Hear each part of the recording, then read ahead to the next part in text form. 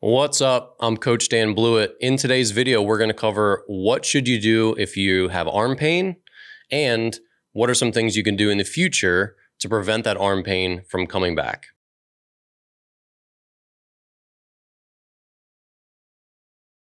All right, if you're new here, I'm Coach Dan Blewett. I'm a former pro pitcher. I've had Tommy John myself 2 times, so I know a lot about rehab. I've seen a lot of doctors, and I know a lot about what helps keep players healthy. So I think I'm a pretty good resource here to talk about what you should do if you're a parent or a coach or you're a player yourself and you've got some arm pain and you're not sure who you should see, what you should do about it. That's kind of what we're going to talk about in this video today. If you're new here, check out the description below. You'll find my books. There's 2, soon to be a 3rd baseball book, my online pitching courses, all that good stuff. So first thing, the number 1 thing to not do if you have arm pain is to crowdsource. Another dad's opinion in the bleachers is useless.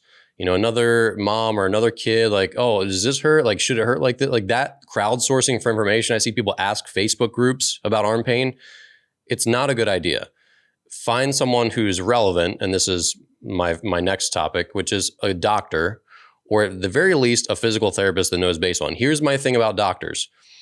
You don't necessarily want to go see your family doctor, like your general practitioner, because they're not going to have a specialization with athletes, especially if your son is older or if you're older, 14, 15, 16, 17, where you throw hard enough where you really can hurt yourself. That it's important that you see someone that has either they're an orthopedic surgeon and or they have a lot of throwing athletes that they see. Because again, if you don't specialize in something, just like with lawyers, you see someone for estate planning, or you see someone for criminal defense, or you see someone for car accidents, they might do 1 or 2 things, but they're not going to do every different thing. If you want a patent, you don't go to a criminal defense lawyer. It's the same thing with doctors. So I had surgery by the Phillies team doctor and the Cincinnati Reds team doctor, because when it came to my arm, I wanted A, someone who really knew pitchers, and B, someone who was world class. So if they're trusted to see major league players who are worth millions of dollars, they know what they're doing, obviously.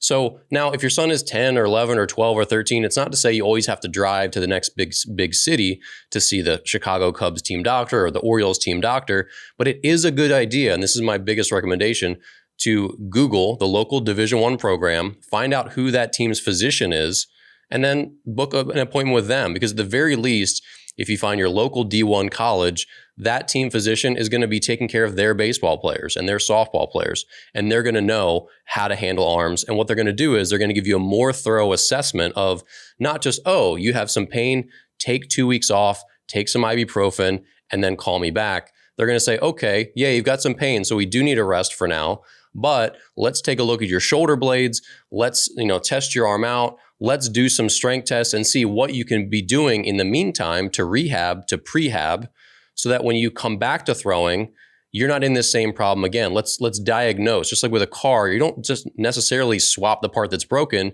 You might also check a bunch of other parts to see if maybe something is causing the system to not function as it should. And that's the same thing with arms. And this is my big thing, if you see a doctor and they just say, it's tendonitis, just go rest, and then start throwing again, that is a very bad sign. This is what the best doctors for arm injuries do. They'll say, I think you should rest or not, whatever. If they do think you should rest, they will give you arm care exercises in the meantime to improve the conditioning of your arm and strengthen it. And again, they'll probably do a really thorough assessment. And then they'll give you a return to throwing program, because it's not okay to just say, okay, your arm hurts, take a month off, then just start throwing again.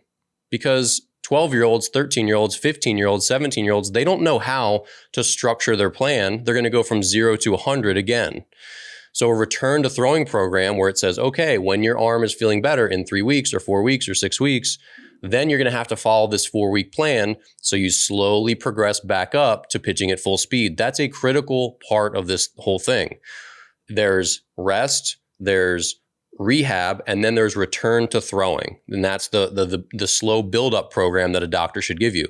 So if you go see a doctor and they don't give you those 3 things, a diagnosis and like something to do about it, like rest or whatever, or just reduce your throwing, and rehab/prehab, again, exercises to do in the meantime to strengthen your arm, and then 3, a return to throwing protocol, then that doctor doesn't they don't know what they're doing as far as throwing athletes. I know it's probably harsh to say, but that's what I'll say, because 0% of the doctors that are taking care of D1 baseball players or pro players don't give them exercises to do in between, or don't give them a return to throwing program. Those things happen 100% of the time. So that's why you want to see someone that has a lot of experience working with throwing athletes. The next thing, and this is on the way back, you need to make sure you ramp up and you warm up better. Most kids, they just pick up a ball cold and they start throwing, or it's like February 1st and the season is March 1st. So they just start jumping off the mound and they don't have a proper progression. If you ask any pro player or even college player how they get ready for the season, it's usually a 12 to 16 week buildup. You start playing catch for a month and you start to increase your volume. Then you start off the mound at half speed, then 3/4 speed, then 90%, then 100%.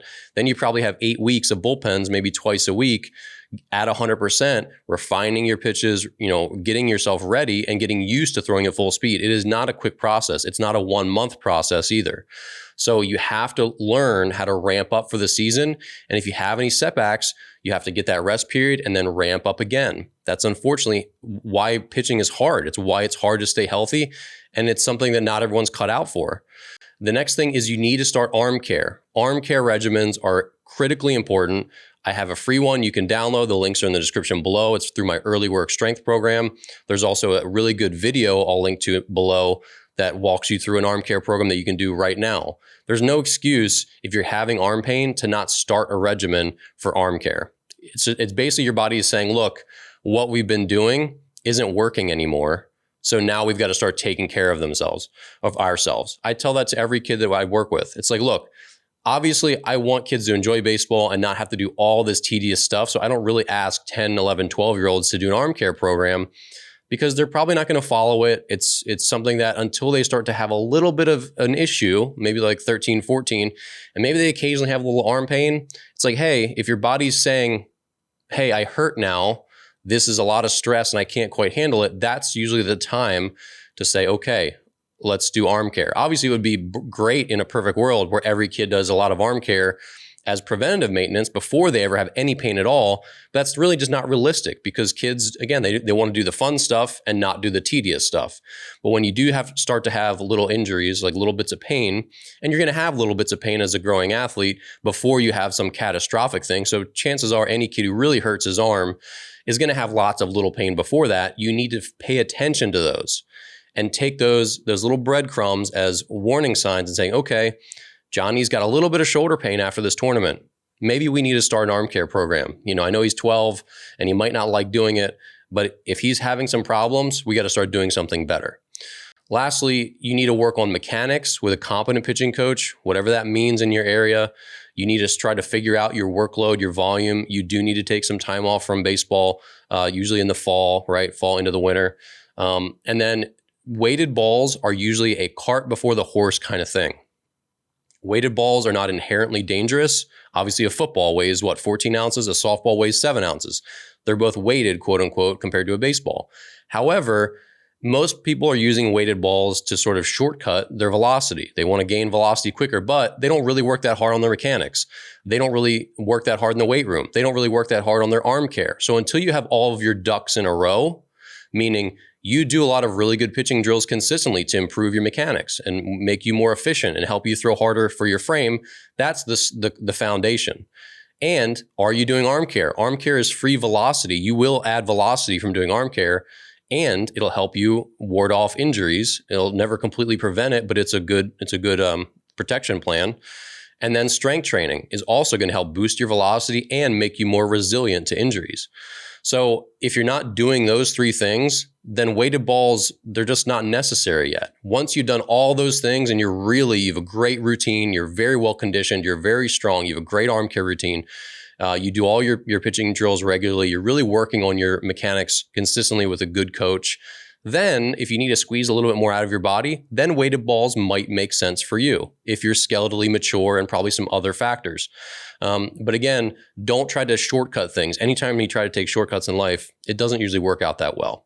So hopefully today's video was helpful. Again, the number one thing is if you have pain in your arm, don't crowdsource it. Don't ask me on YouTube. I'm not going to give you an answer. I'm going to tell you, go see a medical professional, specifically one who works with a lot of baseball players. That's going to be by far the best, and it's really easy to find them.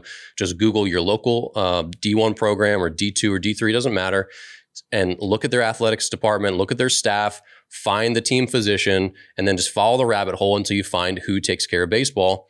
And there you go. Give them a call, book an appointment, and you'll be on your way. All right. If you have any questions, leave them in the comments below. Thanks for watching, and I'll see you in the next video.